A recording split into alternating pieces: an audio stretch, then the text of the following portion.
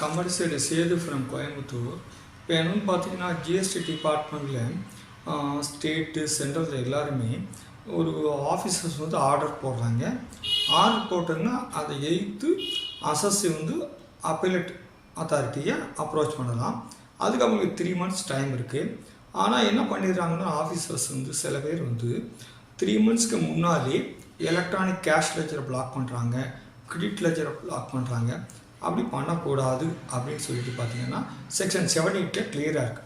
ஆனால் ரெவென்யூவில் ஏதாச்சும் ப்ராப்ளம் வரும் அப்படின்னா அட்வான்ஸாக பண்ணலான்னு ஒரு வார்த்தை இருக்குது. ஆனால் அந்த வார்த்தையை எல்லா ஆஃபீஸரும் கன்சிடர் பண்ணி பிஃபோர் 3 monthsக்கு முன்னாலேயே இன்ட்ரெஸ்ட் ஆன் ரெவென்யூ பேஸ் பண்ணி ரெக்கவரி ப்ரொசீடிங்ஸ் ரெடி பண்ணிடுறாங்க. ஆனால் அவங்க வந்து என்ன பண்ணலாம் அப்படின்னா ப்ரொஃபஷனல் அட்டாச்மெண்ட் பண்ணலாம்.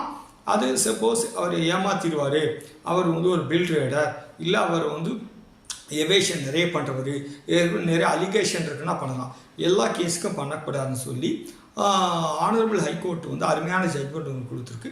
ஜென்ரலாக எல்லா ஹைகோர்ட்லையுமே இது இருக்குது. இந்த ஜட்ஜ்மெண்ட் கொஞ்சம் கிளியராக இருக்குது.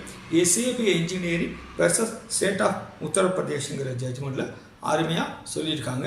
இதுதான் ஜிஎஸ்டி. இதை போகிற டிப்ஸுகளை பின்னாடி வர வீடியோக்களை பார்க்கலாம். தேங்க்யூ.